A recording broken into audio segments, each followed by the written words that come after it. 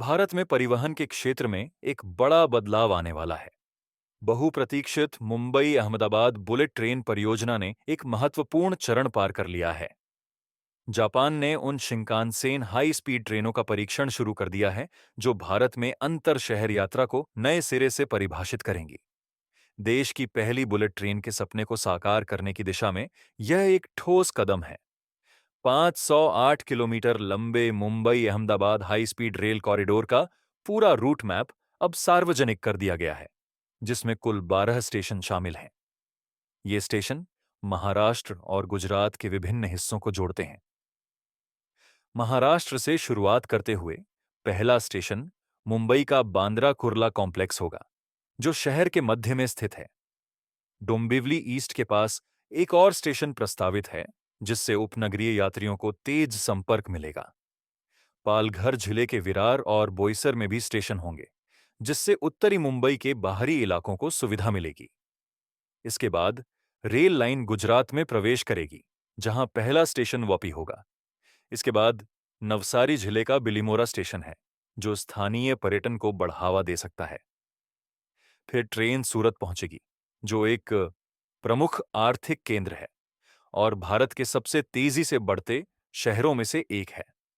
इसके आगे भरूच स्टेशन आएगा, जो नर्मदा नदी के किनारे स्थित है और रणनीतिक दृष्टि से अहम है। फिर वडोदरा आएगा, जो अपने सांस्कृतिक और शैक्षिक महत्व के लिए जाना जाता है। इसके बाद खेड़ा जिले में आनंद और नडियाद स्टेशन होंगे, जो कृषि और डेयरी उद्योगों के लिए प्रसिद्ध हैं। अहमदाबाद, जो गुजरात की व्यापारिक राजधानी है, में कालूपुर के पास स्टेशन बनेगा। अंतिम स्टेशन साबरमती में होगा, जहां यह अहमदाबाद मेट्रो नेटवर्क से सीधे जुड़ जाएगा। इस समय मुंबई से अहमदाबाद तक की ट्रेन यात्रा में लगभग 6 से 7 घंटे लगते हैं, लेकिन बुलेट ट्रेन इस समय को घटाकर मात्र 2 घंटे तक ले आएगी। यह समय उन लोगों की दैनिक यात्रा से भी कम होगा, जो बड़े शहरों में रोज सफर करते हैं।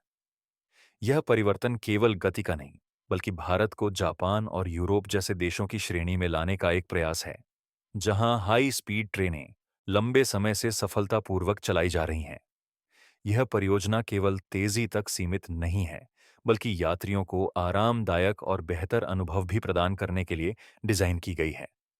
ट्रेनों में पूरी तरह वातानुकूलित चेयर कार होंगी, रिक्लाइन और स्विवल सीटें होंगी, दिव्यांग यात्रियों के लिए विशेष सुविधाएं होंगी और ऑन बोर्ड एंटरटेनमेंट सिस्टम भी उपलब्ध होगा। सरकार की मेक इन इंडिया पहल के तहत यह परियोजना और भी खास हो गई है। जहां जापान में ट्रेनें टेस्ट की जा रही हैं, वहीं 2 बुलेट ट्रेनें भारत में ही विकसित की जा रही हैं। ये ट्रेनें जापानी, यूरोपीय और भारतीय सुरक्षा और डिजाइन मानकों के अनुरूप होंगी। हर ट्रेन की लागत लगभग 27 करोड़ 87 लाख 86,886 रुपये आंकी गई है, जबकि कुल अनुबंध राशि 886 करोड़ 87 लाख 87,087 रुपये है।